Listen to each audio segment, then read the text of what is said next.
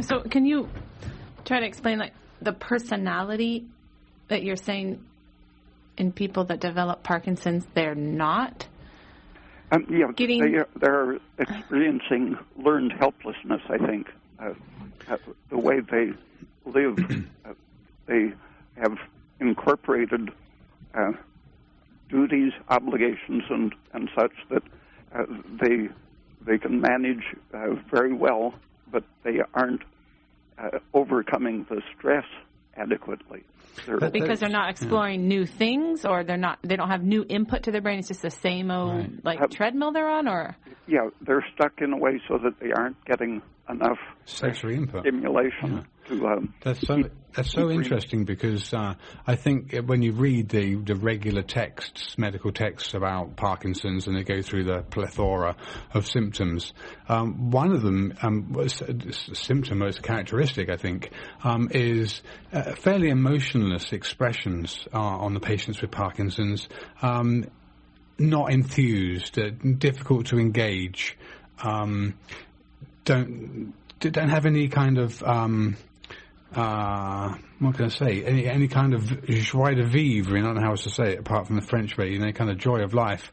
But that's very much part of a learned helplessness type construct that would cause an organism then to just see things just within the boundaries of what they have, and then not be anything new and stimulating them. And that stimulation, you're saying, is very much part of switching on what is a totally holistic approach to Parkinson's, outside of the mechanistic view that the regular science has. And we'll go through the drugs, because the drugs are really not effective at all, and they work very mechanistically, and they actually cause typically more problems than they're seeking to address. So are you saying new sensory output will, for example... New sensory input will, for example, increase the dopamine output from the substantia nigra in the brain? Or the protective progesterone, pregnenolone. Or the hormones that protect against those cells degrading, not producing dopamine. Yeah, the dopamine theory, it's really part, you have to look at it in the history. At the beginning of the 20th century, with the mechanistic view, they were seeing the brain as a mechanical thing which was having defects causing the tremor, and they actually started cutting out parts of the brain to remove the tremor. Oh, yeah, that sounds like a good idea, doesn't it? The man who invented the word cybernetics, Norbert Wiener, he proposed the best surgery up to that time. Instead of cutting out parts of the cortex, which they had been doing in the 1930s, they were focusing on the brainstem, and he designed the radar searching self-control systems that would focus on an airplane and aim a gun.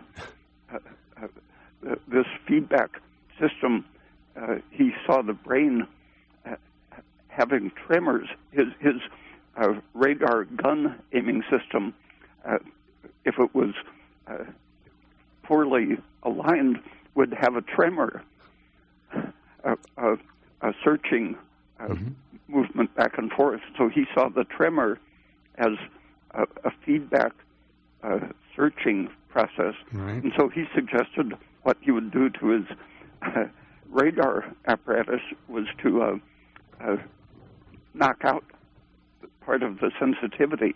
So he suggested a surgery to cut out part of the searching feedback apparatus, and it actually worked better than the grosser surgeries. And it's been done right down to the 70s and 80s. They were still simply ablating or destroying part of the brain. Then they got a little more refined and started stimulating it, but sometimes that didn't work. Like Michael Fox said that he wasn't going to have any more surgical treatments because instead of stopping the tremor of his left side, it started to tremor in the right side. Yeah.